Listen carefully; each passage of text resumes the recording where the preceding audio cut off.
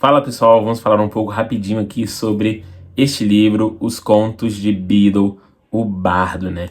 É um livro que é do universo de Harry Potter, escrito pela J.K. Rowling. Ele foi lançado em 2008 e ele está diretamente ligado ao mundo bruxo. Para quem não sabe, é esse livro que Alvo Dumbledore deixa para Hermione lá no livro, no filme 7, né? E no livro 7 também, que é das Relíquias da Morte. Então ele deixa lá um presentinho, tanto pro Rony, tanto pro Harry e pra Hermione, né? Pro Rony foi aquele escondedor de luz, pro Harry foi o pomo, que ele pega lá no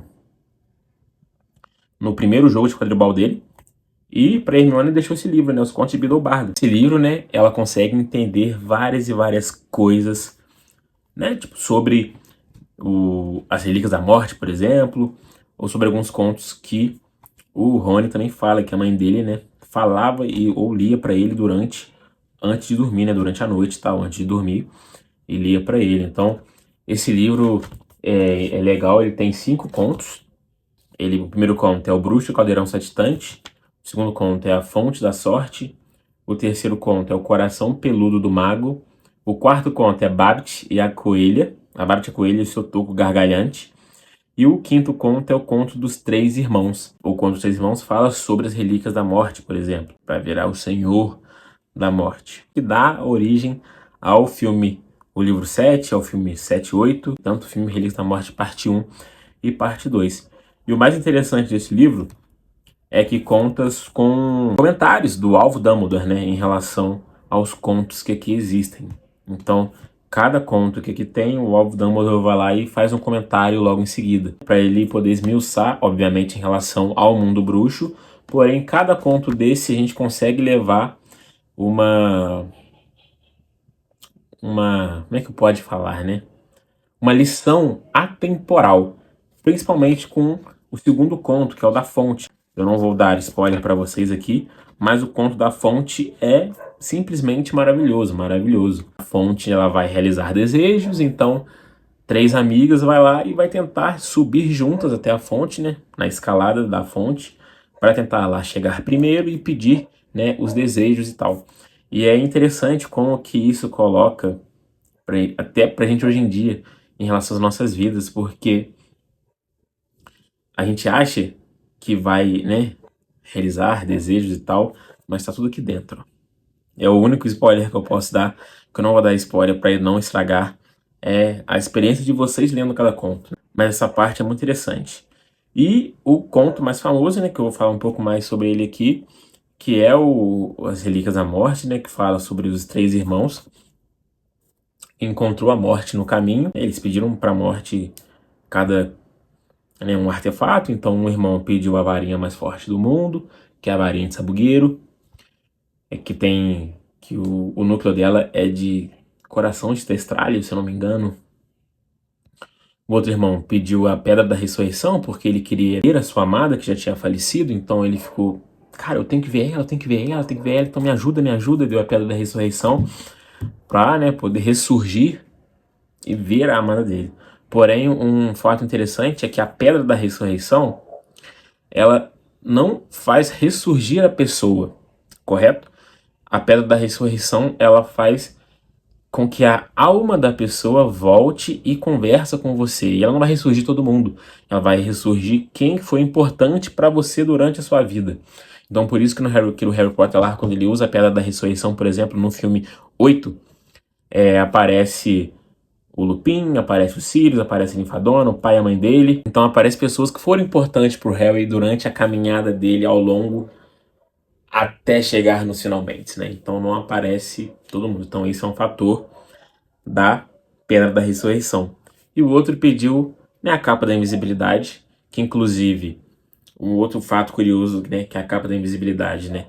Que o irmão que pediu a Capa da Invisibilidade é descendente direto da linhagem dos Potters, né? Do Tiago. Então essa capa era do Tiago e passou pro Harry depois. Tem até um trecho do livro, ou do filme, não lembro, que o Dumbledore, ele fala pro Harry, né, tipo, essa capa aqui não funciona direito comigo, porque ela só funciona diretamente das linhagens que veio do irmão que pediu essa capa. Então ela não vai rasgar com facilidade, ela vai, né, tipo, você consegue usar ela por bastante tempo, e as pessoas não conseguem encontrá-lo, você ali, com facilidade, com aquela capa. O bruxo, né, que contém todos esses artefatos, virará, no caso, o Senhor da Morte, né? Então, o bruxo que contém a varinha das varinhas, a pedra da ressurreição e a capa da invisibilidade vira o Senhor da Morte.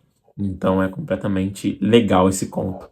E a capa desse livro é legal porque tem esse tronco aqui e remete ao conto da Babbitt, né? A coelha e o tronco saltitante. Cara, esse conto é muito bom, tão gargalhante. Esse conto é muito engraçado, cara, é muito engraçado. E eu acho engraçado, eu acho legal, é engraçado de novo, né? Acabei de gravar um vídeo falando engraçado, mas não é engraçado. Eu acho legal porque, como cada conto tem os comentários do Dumbledore, aí ele coloca várias curiosidades aqui em relação àquele conto e o que acontece ou aconteceu no mundo bruxo até então. Então a gente consegue descobrir várias curiosidades, várias minúcias ao longo de toda a história do mundo bruxo, de toda a história, né, do mundo que o Harry Potter está ingresso, e a gente consegue entender alguns fatores também. Então isso é completamente legal. Quer ver uma coisa? Aqui do primeiro conto, por exemplo, né?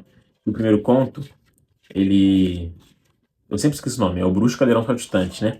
A história principal dele é que tinha um caldeirão saltitante, que o pai, né? Tinha um senhorzinho que ele ajudava a vila que ele vivia. Então, a pessoa chegava lá com gripe, ele ia lá e curava a gripe.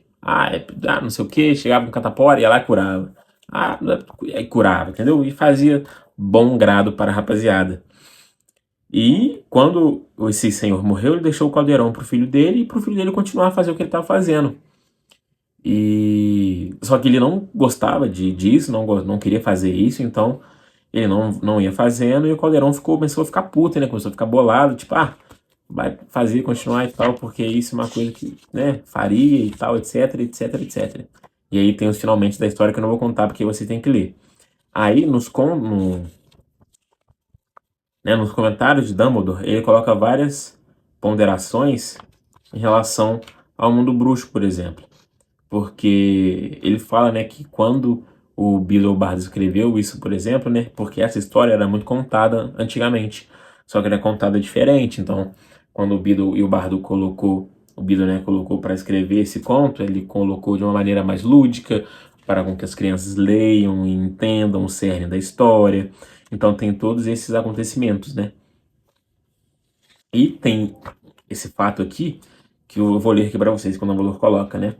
Bruxos influentes da época, como Bruto Malfoy, editor de Feitiçaria Aguerrida, um periódico anti-trouxa, perpetuou o estereótipo de que um bruxo amante de trouxas era tão mágico quanto um bruxo abortado. Né? Um bruxo abortado ou aborto é filho de pais bruxos que não possuem poderes mágicos. Então ele fala um pouco sobre, né, essa parte dos trouxas e tal, porque o pai ajudava os trouxas, né? Tipo, tinha um feiticeiro ali, então o trouxa estava com dificuldades, passando dificuldades, então o pai lá ia lá e ajudava eles. Então o Bruto Malfoy fala, poxa, se você tem amor aos trouxas, você também, tipo, porra, tem que se fuder, né? Então basicamente era isso que ele falava. E, tipo, poxa, é interessante ele colocar isso porque o cara era editor de um periódico, então poxa, ele colocar isso no periódico para várias e várias pessoas lerem só vai aumentar o ódio em cima dos trouxas mais ainda, sabe?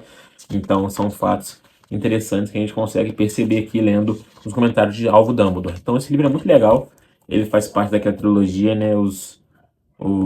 Quadribol através dos tempos e Animais Fantásticos e Onde Habitam. Eu pretendo ler esses dois livros também e venho aqui fazer um videozinho para vocês.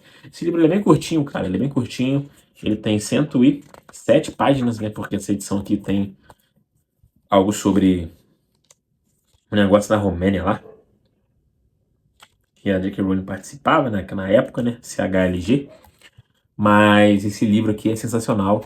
E a Hermione consegue tirar várias e várias dicas dele no livro 8, no livro 7, no filme 7 e 8, para conseguir solucionar e acabar com a Segunda Guerra da Grande Bruxa, né? Segunda Guerra Bruxa, do mundo bruxo. Então é interessante. Muito bom. Comenta aqui se você já leu, comenta aqui se você já viu alguma coisa de Harry Potter. E é isso, rapaziada. Um beijo e até a próxima.